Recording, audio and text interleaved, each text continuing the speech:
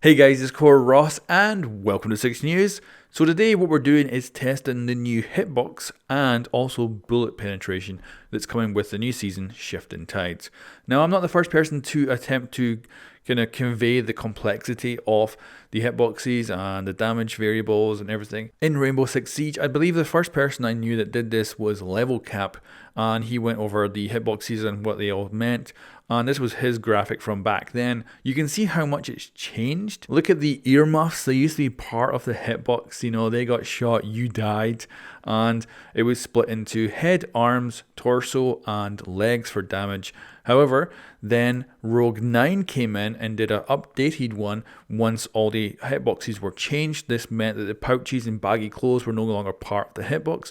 And what it was a change in the damage values as well. We had the heads being insta-kills, we had the body and the arms being part of the same hitbox damage, and the legs being separate. This is now changed further when it comes to the new season Shifting Tides, along with bullet penetration, which adds a whole bunch of extra rules on top of that I'm going to try and convey in this video, but they are very complicated. So what I've done is create some infographics, and I'm going to try and guide you guys through them. So the first up is just the basic hitboxes.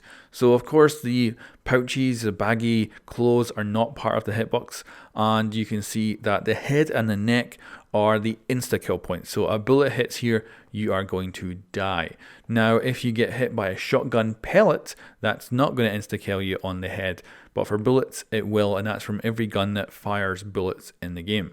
Then you got the chest, which does full damage. So if your weapon does say 40 damage and you're close enough, then you will do 40 damage if you hit them in the chest. Arms are now 0.75, so of course that's kind of actually back to how they were when the game launched, because it makes sense of course, but back then there was no bullet penetration. So if you hit someone in the arm, and Rainbow Six Siege operators spend a lot of time with their hands in front of their faces and bodies, so they decide to up the damage on the arms. So now it's been reduced because we have bullet penetration. Then we have the legs, which are 0.75. And another change is the groin, which is now also considered to be part of the chest, so you get full damage from that as well. Now the armor values of operators also affect damage. So a 1 armor operator, so a 3 speed, will take full damage. A 2 armor operator will take 10% less, and a 3 armor will take 20% less. There are many other variables on top of that as well, so rook armor, and also of course distance from target, as your weapon does have a damage drop off. However, there's also a brand new complexity, which is bullet penetration, and there is some very interesting rules that you should know about bullet penetration. So first of all, let's talk about a single character getting hit by a bullet. So if a bullet goes, for instance, into the arm of an operator and then through into the head, that will be an insta-kill. That player will die. However, if a bullet goes into the chest and then into the head, they will only take chest damage. Even if that bullet continues through their head and actually goes off and hits another character and headshots that other character, you will survive because it went into your chest first. This is because there's a rule in place where a chest shot can only be a chest shot, even if it continues on into the head. This is so that, say, you get shot in the back and it goes through to your head and you die. It might look really bad in the kill cams if you got headshot that way, and just for balancing, it's going to be a bit better overall. It won't feel so, cheated if you actually get headshot when you're like running away from someone or someone's shooting up at you in a different angle. It'll be hopefully a better way of doing it. And that's why the devs have decided to do that. Now, if you get shot in the arm and then the bullet continues through and hits you in the chest, you will take full damage from a chest hit. So it doesn't do the chest plus the arm damage. It is just doing the highest damage that it finds, which of course is the chest. If you get hit in, say, both legs with 1 bullet, you will still take the 0.75 damage. You will not take 2 leg shot damage. So that is pretty complicated. I hope that I've been able to explain it okay, that you can digest that. Like I say, the only real kind of rule about it is the chest one, that it can't continue on and then do extra damage to you, but it can continue on and actually hit other players and potentially kill them. But we've got this nice graphic from the actual Rainbow Six Siege developers that shows us the breakdown of bullet penetration, because there's extra layers. Even on all of that complexity, there's even more complexity, which is what weapons do what kind of penetration. So shotguns that fire this pellets, so you actually spray out, and the machine pistols have no penetration. So if you hit someone in the hand, it will not continue through and say hit the chest. Whereas assault rifles, submachine guns, and pistols will all have penetration that will go through multiple parts of one player. Then you have the designated marksman rifles and the sniper rifles, which have full penetration. They can hit multiple targets right after each other. Now this also includes, and I don't agree with this also includes the BOSG shotgun and Kaid shotgun. These are shotguns that fire slugs. Now they will have the DMR and sniper rifle penetration, which I don't think they should. I think because they fire slugs, now I expect in real life, if you line two people up and shot a slug at them, probably would go through both. However, slugs are not known for their penetration power compared to normal rifle rounds, and when we're talking with these operators, they're wearing tactical gear, and I feel for balancing, it would be better if it was simple penetration only for those operators, and I think it'd give those weapons a bit more definition when it comes to their class. But we're still not done with the complexity of this system yet. This is another infographic that shows bullet penetration. So we've got 2 players and 3 different bullet trajectories. So player 1 gets shot in the head and player 2 gets shot in the head. Then we've got player 1 gets shot in the chest, player 2 gets shot in the head, and player 1 gets shot in the chest and player 2 gets shot in the chest. So for the first scenario, both players get shot in the head and both players die. Now of course this is with sniper rifles or DMRs, or of course the slug firing shotguns.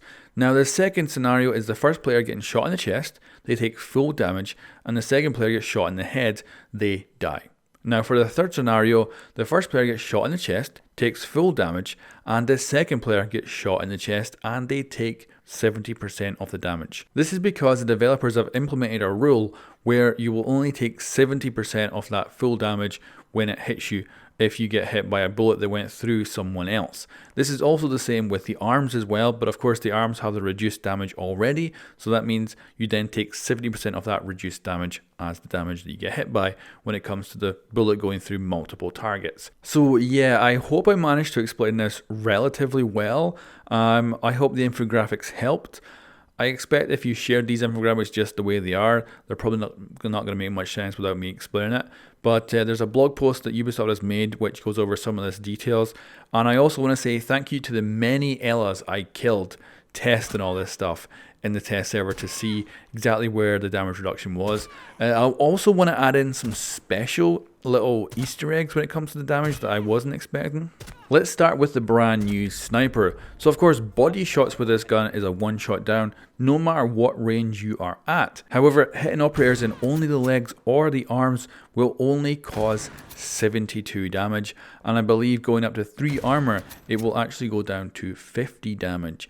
And I even managed to find out that there was a damage reduction on the sniper rifle which goes down to 58 damage on a 1 armor operator, and of course that's at extreme range. I can also confirm that bullet penetration through limbs actually does work even at extreme ranges as well. Also, with the Boss G getting an ACOG in the test server, I thought it'd be worth checking out the damage numbers for it as well. So at close range, with a shot to the arm, the Boss G shotgun will do 93 damage to the arm.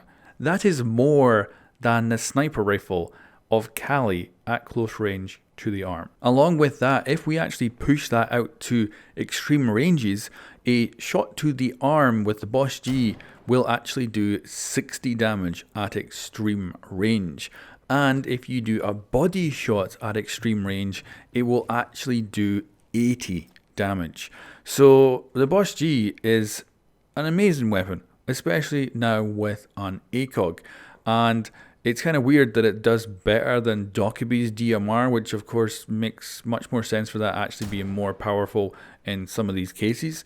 And it's incredible how much power the Boss G has when it comes to just that single impact at close range to the arms. Of course, close range to the body will actually down or kill a player. So yeah, it's crazy. Anyway guys, that's all for this video. If you missed it, I've got a Mythbuster series up on this season going over some of the more interesting elements of both the new operators and some of the major changes coming to the game. Anyway guys, thanks for watching and I'll catch you next time.